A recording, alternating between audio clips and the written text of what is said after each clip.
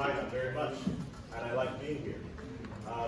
One question, since I got to China, I've been asked a lot of questions.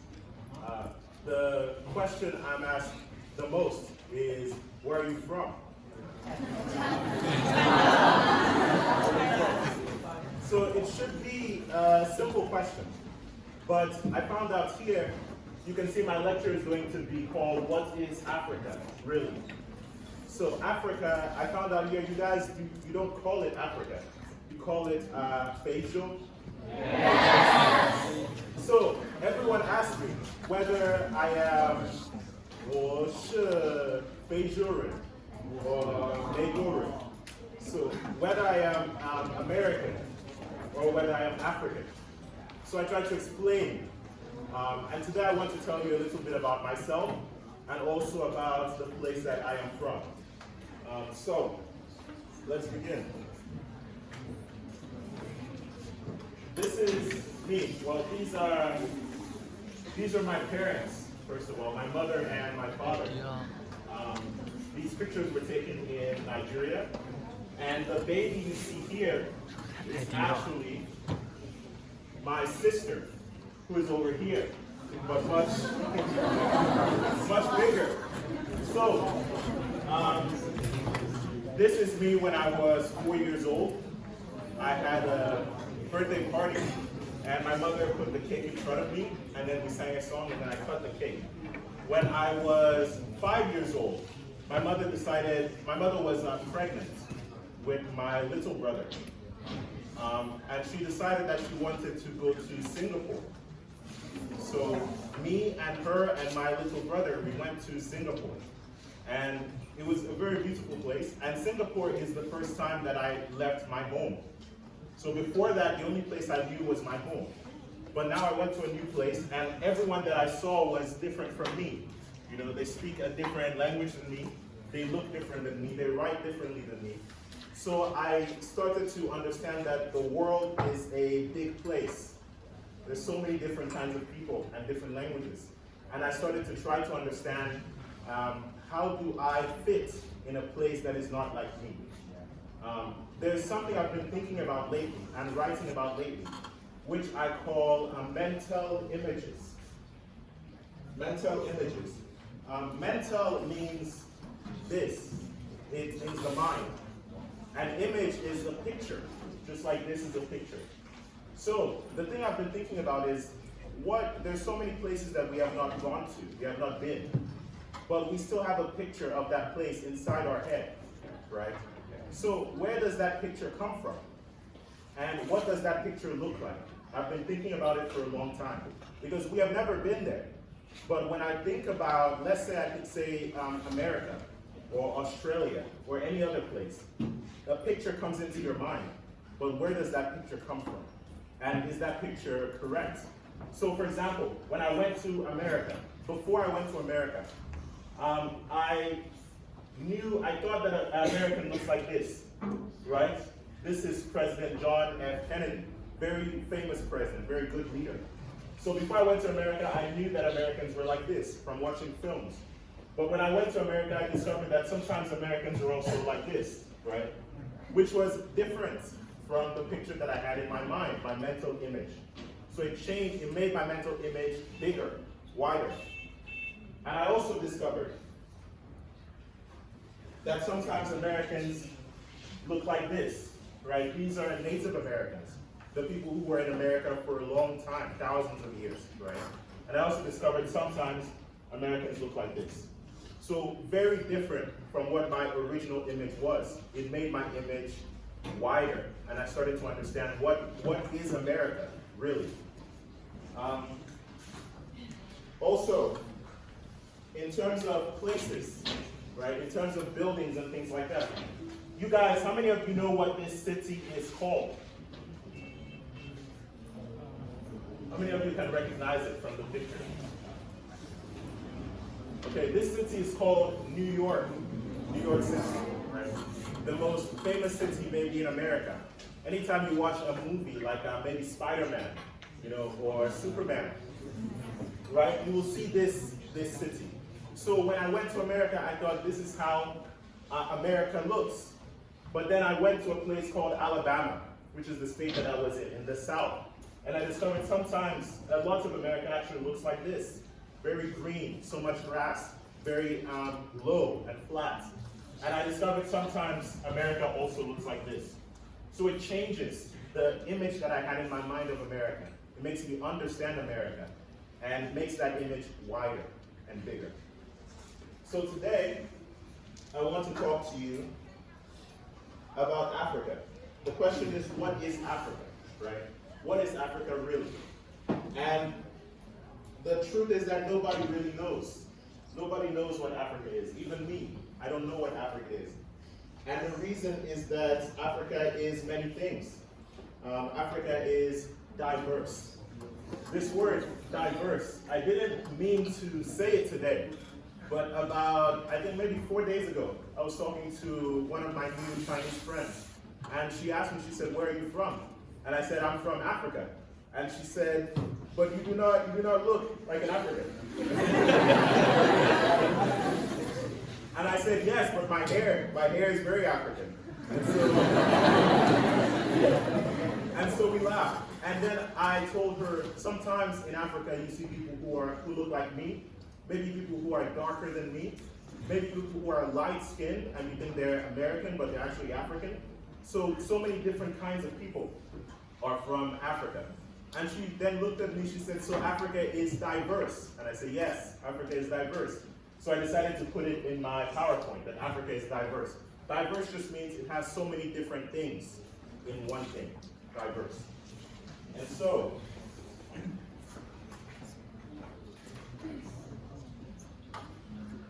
for example, all of these people on this slide are African. Every single one of the people on this slide are African. So here you have an African president and his daughter. This is the president of a country in Africa called Rwanda. You can see they're very tall, but they look the way you would think Africans would look, right? And here you have an African married couple from North Africa. They look a little bit different, if you can see, than these people. And here you have an African chief, a leader, just like the president here, but from Southern Africa. And we also have people who are very, very light-skinned in Africa. They're born very different. Even though maybe their face might look the same, but their skin is a little bit lighter. And then we have people who are also very dark in Africa. And we have people who are just look kind of like Americans, but also from Africa. So many different people. All of the people on this slide can be from Africa. Like here you have a couple, two couples, both from Africa. Here you have a Muslim couple from North Africa. And here you have, I don't know what their religion is, but they are from West Africa. Both of them are from Africa.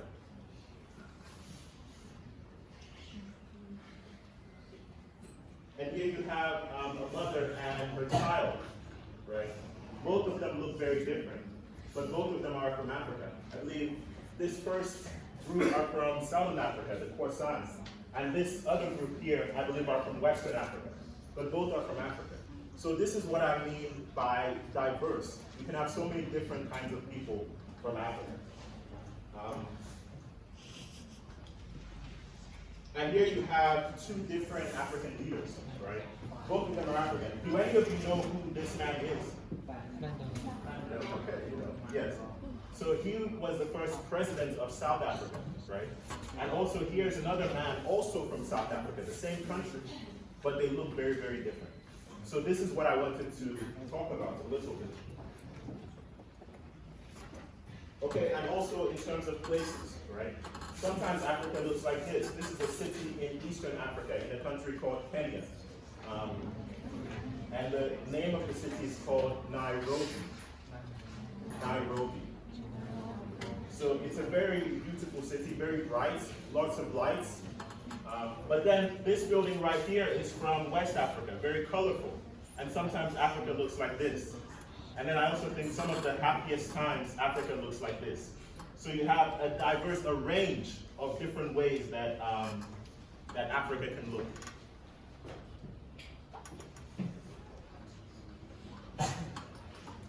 Okay, so now that I've shown you so many pictures, I wanted to give you maybe some facts about the continent of Africa. So which continent are we in right now? Asia. Do you guys also call it Asia? Okay. So we are in the continent of Asia. Asia is number one for so many things. It's the biggest as far as size, right? Also has the most people of any continent, right? So right after Asia is Africa. Africa is the second largest continent on the planet in terms of size. And also has the second most populous. It's also the second most populous continent. So it has the second most amount of people on the planet. And sometimes people think that Africa is one thing, especially in America. Sometimes people would think Africa is maybe one country with one leader. But you guys know Africa has so many different countries, right? But maybe you did not know how many different countries there are. So there are 55 distinct African countries. Each of them has their own leader. Each of them has their own law. And if you leave one country and go to another country, the language will be different. The way that people look will be different. And there's 55 of these. So each of them is going to operate in a different way and manage themselves in a different way than the other. And also, each of them has their own political system. They have their own political system. So how many of you guys know what a republic is? Republic. It's like the United States, right? So in a republic, maybe you have 2 parties or 3 parties, and you go and you cast your votes, and you elect a leader, and maybe the leader will be called president or prime minister or something like that. And you have legislature, that kind of government, that kind of American or British style of government. So 52 of the countries, all the countries that are in blue, like this in Africa, are republics. So most of the 55 countries are republics. But then 3 of the countries are led by kings and queens. They are monarchies. So the largest monarchy in Africa is Morocco, the Kingdom of Morocco, in North Africa. And then you have 2 other smaller monarchies. Both of them are in South Africa. You have Eswatini and you have Lesotho. So Eswatini, Lesotho, and Morocco are the only, in English we would say sovereign. Sovereign means no one is over them. No one is in charge of them. They're sovereign monarchies. But then also, each country sometimes will have a king and a queen under the country. It would be like if Pyongyang had a king. So even though China has a president, but Pyongyang will have a king. So many of these countries will have some kings and queens under them. But at the highest level, they are republics. So there's so many different, when you try to do politics in Africa, you have to talk to the leaders, but you also have to talk to the different kings and queens under them. And sometimes the kings and queens under them will fight, and you have to manage that. So it makes Africa a very complicated place. It's not an easy place to govern. And also, aside from politics, you also have languages. So language is one of the most diverse things in Africa. So you can see Africa has 5,000 distinct languages, 5,000 in the continent of Africa. And each of these languages are completely different from any of the other languages. So for example, I have a cousin, right? I'm from a country called Nigeria. Nigeria is a small country. I don't know if you can see, but this is it right here in West Africa. Nigeria has 500 different languages and 250 different tribes. So 500 languages in one country. So my cousin, which I'm telling you about, right? We are related on my mother's side. So my mother and his mother, they're sisters, right? But on our father's side, we are different. So when I speak my language, which is my father's language, and he speaks his own language, his father's language, we cannot understand each other. We can only understand each other if I speak my mother's language, and he will speak his mother's language. Or maybe we will both speak English. That's the only way. But if I speak my father's language, and he speaks his father's language, we cannot understand each other. In one country, and in one family. So Africa has 5,000 distinct languages, 5,000 different languages in the continent. Many times one country will have many languages. Nigeria is one of the countries with the most languages, with 500. Maybe some other countries that will have 10 or 15 languages. Like I think South Africa has 11 official languages. So trying to communicate with other Africans in your native language can be a challenge, can be difficult. So because of this, most people in Africa speak 3 or more languages. So like me and my cousin, like I told you, I speak my father's language, I speak my mother's language, I speak English, I speak another language from the place that I was born called Efe. So, and then I speak a language that is like a mix of all the languages called Pidgin in Nigeria. So I speak about 5 languages. Most Africans will speak at least 3 languages to be able to communicate with each other. But there are some languages that are spoken by more people than some other languages. So these 11 languages, if you ever go to Africa, maybe if you speak 1 or 2 of them, you can communicate with most Africans. So they are Swahili. I don't know if you want to try. Swahili. Swahili. Arabic. Maybe I should go through them. So Swahili is from the middle of the continent, right here, in the middle of the continent. That's where most of the people who speak Swahili live. And then you have Arabic. Arabic is actually in the north of the continent. So most people who speak Arabic will live in North Africa, up there. And then you have Hausa. Hausa is a Nigerian language from the north of Nigeria. So sometimes it is a little bit like Arabic because it's so close to Arabic. So that's Hausa. Then you have what I'm speaking now, which is English.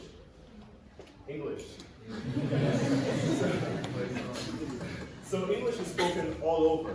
Matter of fact, I think English is maybe the most spoken language. Most people can speak at least a little bit of English in Africa. So wherever you are, maybe you'll be able to find someone who can speak with you in English. Then you have Berber. Berber is the same area as Arabic. Arabic comes from a different place from Africa. It comes from Arabia. So it's a little bit like a foreign language, kind of like English. But Berber is a local language, a native language. So many of the people who speak Arabic will also be able to speak Berber because that is their own language. And then you have French. French is spoken, maybe if half of the people speak English, the other half will speak French. So a lot of people in, close to Nigeria and close to this part here will be able to speak French. And then you have Yoruba. You guys say that well. Yoruba. Yoruba is also a Nigerian language. It's from Western Nigeria. So Hausa is from Northern Nigeria. Yoruba is from Western Nigeria. Then you have Portuguese. Okay. Portuguese is spoken by some people in West Africa. I'm not sure exactly where they are, or which countries speak it, but a lot of countries, maybe in this half of Western Africa, will speak Portuguese. And there are some small islands around here, and they speak Portuguese as well. And then you have Igbo. Yes, so Igbo is Nigerian, it's Eastern Nigeria. So Hausa is Northern Nigeria, and then Yoruba is Western Nigerian, and then Igbo is Eastern Nigerian. These are the 3 major languages in Nigeria, apart from English. Then you have Spanish. Spanish is another foreign language, but Spanish is very similar to Portuguese. So some of the people who speak Portuguese will maybe be able to speak Spanish as well. And then you have Zulu. Zulu is a very strong native African language. You'll find it along southern Africa. It's the most widely spoken language in South Africa. So, and it's very easy to learn. So these 11 languages, these are kind of like the official languages of Africa. They're not really official, but they're spoken by the most people. So if you learn 1 or 2 of them, and most Africans can speak or understand 1 or 2 of them, but this is 11 out of 5,000, so very difficult. And apart from languages, there are also tribes in Africa. Tribes. So Africa has about 2,500 distinct tribes. So the tribe is kind of like how maybe non-Africans think about a country. A tribe is kind of like a country. It's a group of people that speak the same language and maybe dress the same way. Maybe most of them will look the same way as well. So there are 2,500 of these in Africa. In Nigeria, there are about 250 distinct tribes. So these tribes, maybe before Nigeria or many African countries became one country, maybe they were fighting each other. Many of them were fighting each other. Many of them had problems with each other. But now, like 250 of them are in one country together. So you can imagine, even though we are all united and we are working together to build a better country, there's going to be some disagreements. And sometimes there are a lot of wars between the different tribes when they don't agree, because there's so many of them in one country. So this is kind of what I mean by diversity. I wanted to show you some pictures of a lot of the tribes, or four of the tribes, four of the major tribes. So the tribe I'm about to show you now is called the Tuaregs. It's this tribe in the blue. The Tuaregs are famous for wearing this kind of blue outfit. Sometimes it'll be a deeper blue like this. Sometimes it'll be lighter blue like this. They live in the desert. The desert, you guys know what a desert is? Yes, so a lot of sand, right? Yes, and not a lot of water, right? Not so much water or rain. Yes. So this is where the Tuaregs live. And these animals, I don't know, we call them camels. They'll have a big hump on their back. So they take care of these animals and they travel with these animals a lot. So that's the tribe that's called the Tuaregs. And then this tribe here, this tribe, the next tribe is called the Zulus. Zulus. I think we heard about their language earlier. Yeah. So the Zulus are a very powerful tribe. This is the Zulus, a lot of Zulu women. They wear very bright colors, as you can see. They were known for being able to fight a lot. And today, whenever you see them, maybe they'll be carrying weapons, like the shield or the spear. Maybe the most famous Zulu, I might tell you a story about the most famous Zulu, was called Shaka Zulu. Shaka Zulu. So the Zulu group actually got their name from his name. So after him, they started to be called the Zulus. He's remembered because before him, the Zulus didn't really used to fight. Maybe their war used to look more like maybe a football match or sports. They'll come together and then they'll play, and then whoever wins will get all the animals, or the cows and the goats, and will become richer. But they were not trying to kill each other, you know, they were just trying to compete, like a game. But then when Shaka came, he said that before that they used to throw the spear. They used to throw it. Shaka made a new kind of spear, which instead of throwing, you stab, like this. So he said it's not a game anymore. Now we have to try to kill each other. So he made this spear, and this shield as well was designed by him. And all of his people would go to war, and they conquered most of South Africa. And even when the British came, and many foreign nations came, for a long time, until the gun became very, very good, he was able to keep them at bay. But then finally they fell. So that I think he's the most famous of all of the Zulus. And the Zulus are called the Zulus because of Shaka Zulu. And then there's two other tribes, which I wanted to show you. There are the Afars. Afars. Okay, I really like this tribe. These are the Afars. As you can see, they spend a lot of time on their hair. So they care very much about their hair. Actually, the men care more about their hair than the women. So the men will spend a lot of time taking care of their hair, picking it out, and combing it. And sometimes the women do not care about their hair as much as the men. But the Afars are in Eastern Africa, this side of Africa. And this is them. And then the next tribe is from my own country. It's from Nigeria. These are the Hausas. I think you also saw their language earlier as well. So these are the Hausas. We will talk about religion later. But of course, you can see they wear very bright, very colorful clothing. They also cover their head, which not many tribes cover their heads, but the ones that do are typically Muslim. So we'll talk about religions a little bit later. But most of the Hausas follow Islam. They're in northern Nigeria, as I said before, very close to Arabia.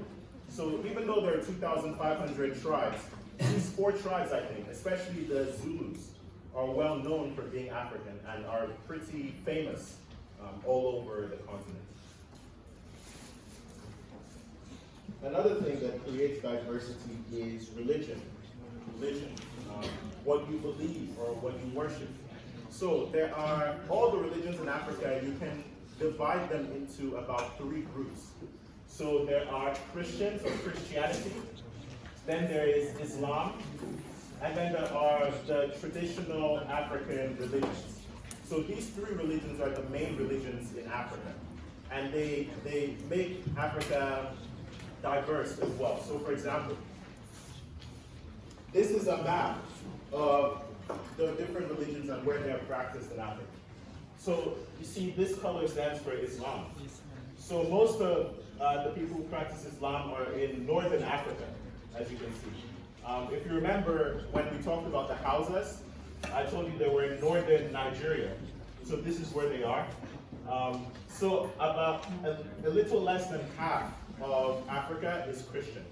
And then you can see the green color stands, is Muslim. Then you can see the green color stands for Christianity.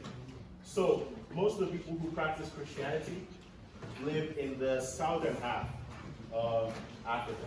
So a little bit less than half of the people who practice Christianity, a little bit less than half of Africans practice Christianity.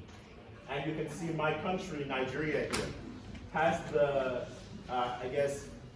good luck or bad luck of being split in half. So maybe half of the people in Nigeria are Muslims and half of the people in Nigeria are Christians. So this can cause a tension sometimes because like right now, the president of Nigeria is a Muslim. We have elections in 2023. At that time, maybe the Muslims will want to put someone as president and the Christians will want to put someone as president. And maybe they might fight because they say, no, it should be my turn, or my turn, or my turn. Then they might also fight because of the tribes. Maybe the Hausas want to put someone, and the Igbos want to put someone, and the Yorubas want to put someone. So there might be conflict because of that. Also because of language.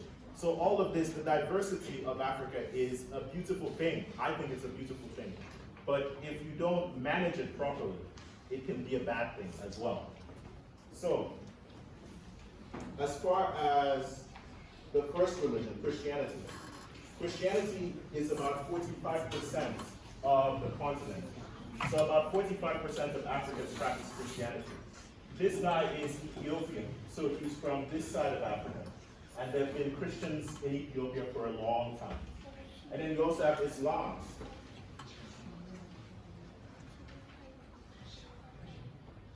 So Islam, I don't know if you guys have heard about it, is another religion in Africa. Most of them are in the north. So about 45% of Africans are Muslim. And then you have traditional African religions.